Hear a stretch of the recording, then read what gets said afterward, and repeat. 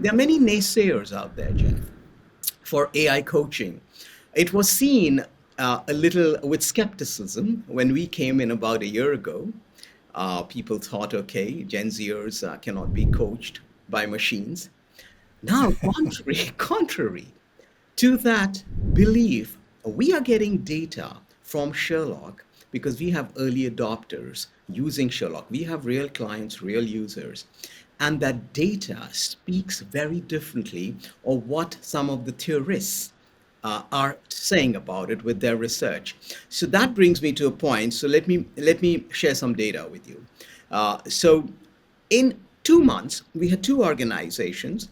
So one of the organizations, they were about 150 users, Gen Zers, early career, who clocked uh, 10,400 hours in 30 days, minutes, 10,400 minutes of coaching. And the other organization, 14,000 minutes, between again 125 to 100. Now, when we look at those numbers, and they also got a lot of results because there were a lot of people coming repeatedly. The point here is when we talk of human coaching, it's 1 hour or maybe a couple of hours a month. The time is stipulated, it's in that box, seems very transactional. It's more about staying with the contract because we know how these contracts are with coaches, right? There's a number of hours, stipulated time. Coaches don't go beyond that and all of that. Now with AI, the two things is there's flexibility, and that's what we saw. We saw people using it at around 11 p.m. or 1 a.m. coaching conversations and productive coaching conversations. So yes, so then when we talk of these naysayers, what do you then believe and what are your thoughts on AI coaching with no human in the loop for early careers and Gen Zers with that data that I've just shared with you? And there's many more. Yeah, no, I think it's very exciting. And I think when you think about the naysayers or the concerns that coaches have about AI, it's really a microcosm of the broader concerns that we have as a society. I mean, I think there's anxiety, there's fear of the unknown. We were back in the year 2000, if you remember, there was the great, fear that the year 2000 was going to cause all the computers to go down. I remember. And I think it's perfectly natural for us to have some skepticism, to have some anxiety, but as you're pointing out, the opportunity to bring coaching to a much larger range, a much larger swath of the population earlier in their career, to my mind, is actually going to enhance the coaching profession ultimately. And I'll tell you why. The reason I believe that is twofold, at least twofold, probably more, but I'll give you two initially. Number one, every leader that I've ever coached who had already had a coach earlier in their life, in sports or in scouts or some earlier experience, was much more open and excited and motivated for coaching than those that didn't.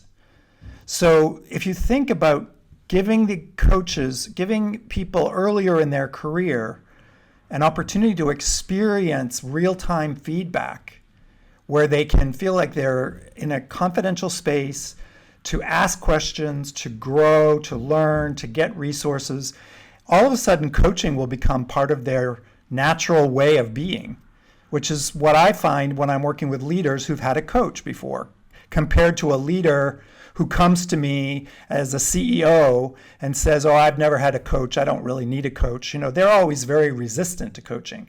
So that's the number one thing. The more people that have access to the experience of coaching, even if it's with an AI bot, it changes your mind in terms of growth potential. And then secondly, I think that if you grow in your career working with an artificial intelligence bot, and you see a change, you see how it's helping you, you see how you've become more effective, then when you get to be a senior leader, You may want a real life coach to work with your AI, to work together, but you're going to be so much more committed to what you can accomplish with a human coach that the demands on the human coach are going to be even higher. So I think part of what you're pointing to, Deep, is the anxiety. It's not that AI will replace human coaching. That's like saying that humans will be replaced completely in any domain. I mean, that's a fear that maybe we've all had for 100 years of various technologies. The reality is that some things do get replaced and some things get opened up for new opportunities. My feeling is that as AI becomes more common and used in coaching, that human coaches will be required to become even more skilled.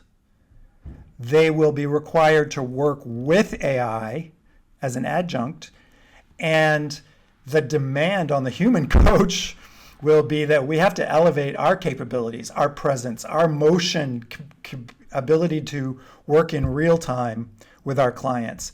So yeah, it could be a little bit intimidating, but the opportunity for real human coaches to hone their skills so that they can work with senior executives who have already been coached by AI, to me, I don't know, I think it's actually a really exciting opportunity. In fact, I would go so far as to say I could recommend that each of us as coaches get our own coach bot to work on our coaching skills because they will help us become better at our jobs ultimately. And that's the goal, right? I mean, the more we can get better as coaches, the more the leaders we can support to get better as leaders. At the end of the day, we need to get over our limited purview and recognize that what really counts is creating a world with better leadership. And if that means getting junior, mid-level people access to coaching earlier in their career on a much larger scale, I think that's a huge positive development.